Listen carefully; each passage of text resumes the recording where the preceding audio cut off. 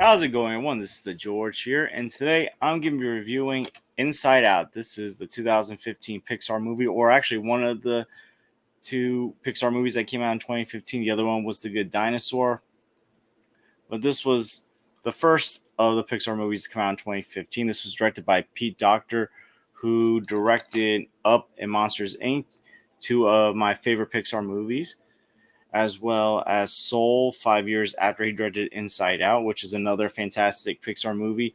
And this stars Amy Poehler as Joy, the joyful emotion in Riley's head, who does all that she can to make sure that Riley, this 11-year-old girl, is happy. She also works with other emotions like sadness, disgust, anger, and fear. And so Riley's going through a change in her life. Her family's moving from Minnesota to San Francisco. She's going to a new school. Her new house isn't all that great. The moving van is late. And Joy is trying to help make sure that Riley stays happy and upbeat despite all the mishaps that are happening. But when a disagreement between her and Sadness over a core memory of Riley's that turns sad causes Joy and Sadness to separate from the other emotions. Joy and Sadness have to work together to get back to headquarters. And meanwhile, fear, disgust, and anger are having problems trying to keep Riley happy. And it leads to Riley making some terrible choices that are quite not dark but serious for a Pixar movie. So when it comes to Inside Out, this came out at a time where Pixar was in a bit of a slump, I would say. Not to say that their movies were bad, but after the fantastic Toy Story 3 that came out in 2010, you then had Cars 2, which was and still is, in my opinion, Pixar's worst movie. You had Brave, which was a good movie, but it didn't stand out like all the other Pixar movies before it did. Although I do think it was better than both Cars movies. And while I like Monsters University a lot, it's nowhere near as good as the first Monsters Inc., and it's still not one of Pixar's best movies.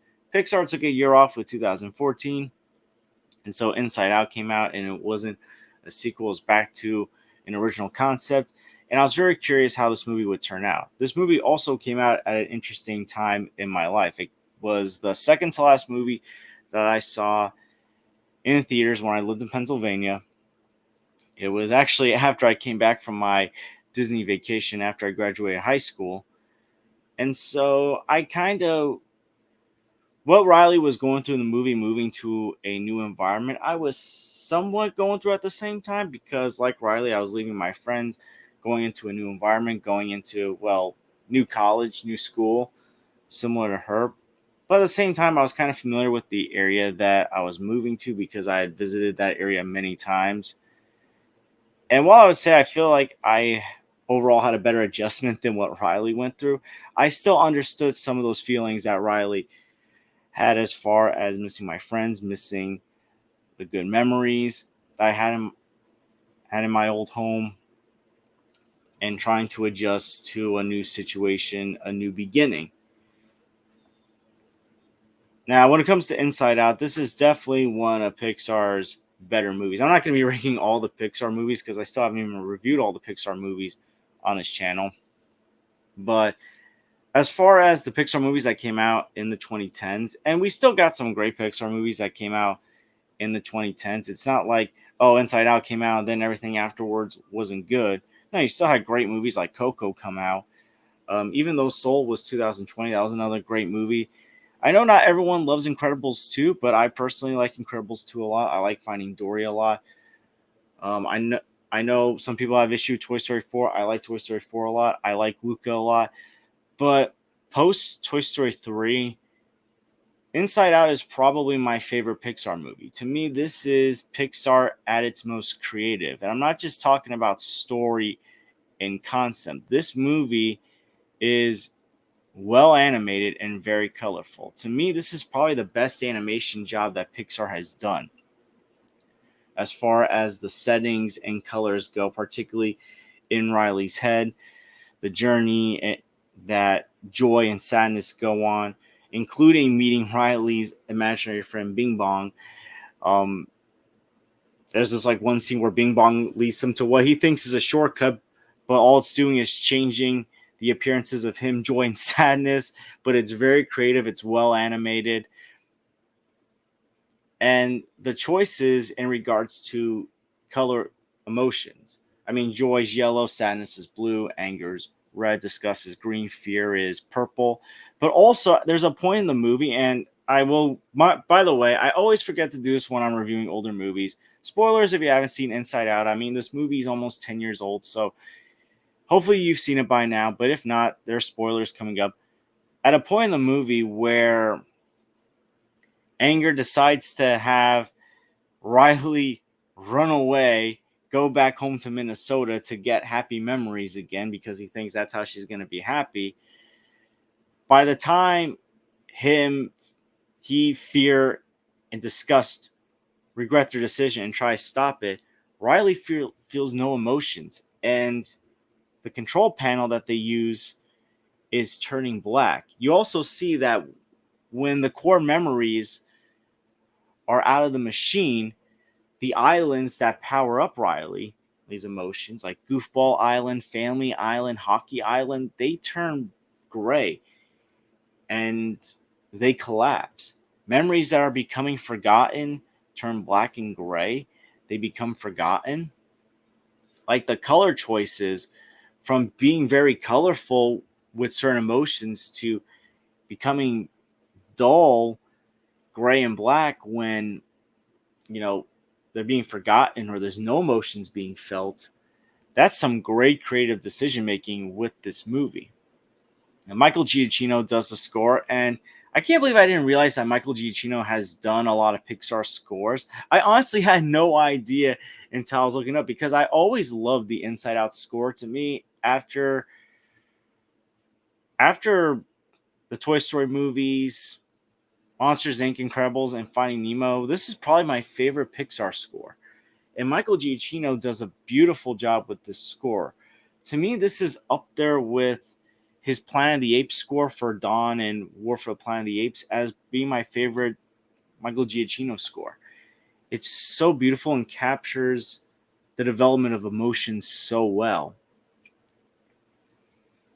And also, the movie teaches valuable lessons. So, the main conflict in this movie is that Joy doesn't see eye to eye with sadness. Joy's trying to do everything that she can to make Riley happy, and she gets worried when Joy touches a happy memory and makes it sad because then that makes Riley feel sad.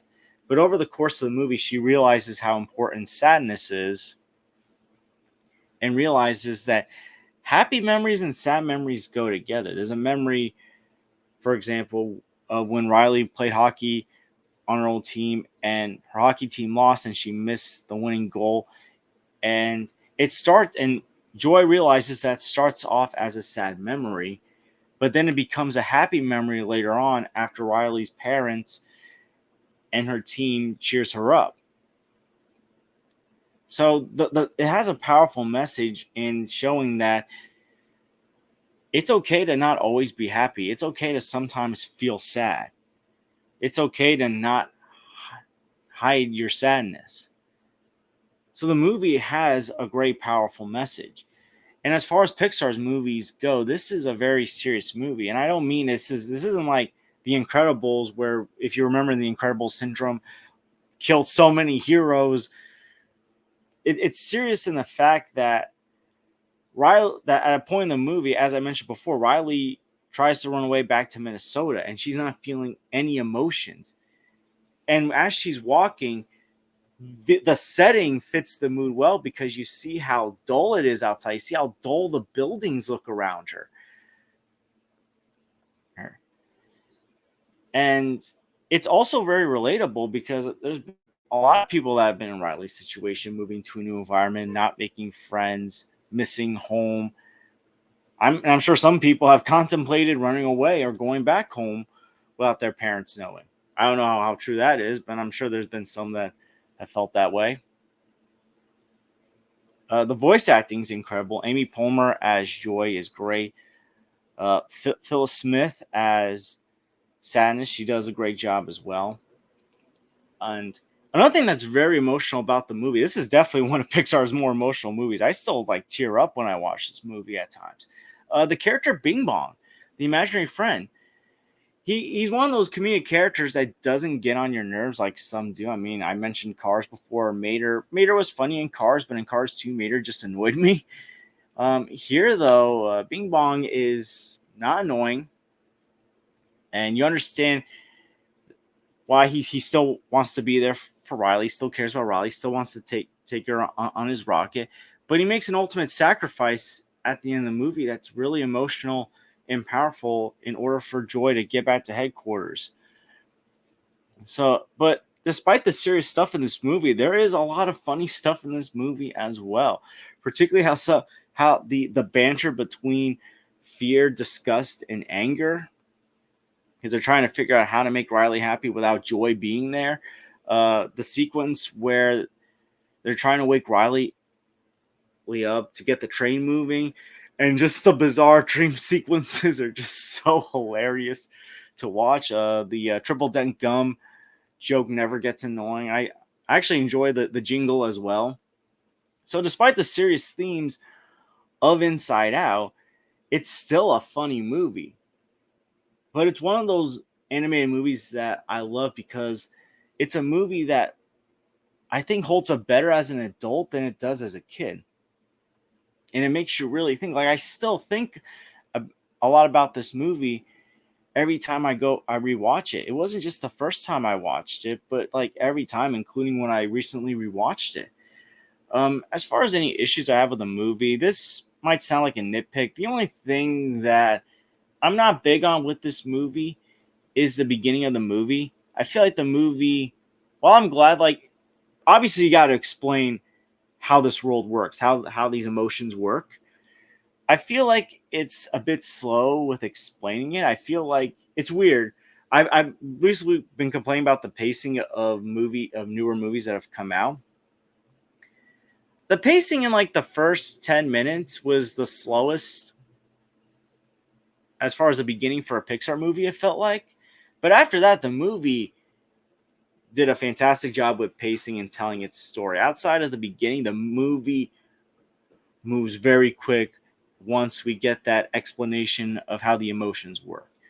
Overall, with Inside Out, this is a fantastic movie with terrific voice acting, terrific animation, great creative storytelling, great themes, great messages, a great blend of serious and funny tones. Inside Out is still my favorite Pixar movie post Toy Story 3. And I'm looking forward to Inside Out 2 because even though I haven't seen Inside Out 2 yet, it's coming out this weekend. When I heard it was announced, I know some people get sick and tired of hearing about Pixar sequels, but to me, Inside Out's the one movie that I definitely would love to see a sequel to because I feel like there's a lot you can do with this concept. So overall, with Inside Out, I'm going to give this movie an A. If you have not seen this movie yet, and it has been almost 10 years since this movie came out, go watch it. You can either get it on DVD or Blu-ray, or just watch it on Disney Plus, or find it on TV. Go watch Inside Out. This is a terrific animated movie. What are your thoughts on Inside Out? Did you love it? Did you hate it? And what's your favorite Pixar movie post Toy Story 3 or post 2010? Like I said, it's Inside Out. And probably my second favorite one would probably be Soul, which, as I mentioned before, is directed by the same director as Inside Out. But yeah, let me know in the comments down below. And I want to thank you guys for watching. Please like and subscribe or rate if you haven't. Please share us with someone that loves Pixar movies, that is excited for Inside Out 2 and loves Inside Out. And I hope to see you guys real soon. Take care, everyone.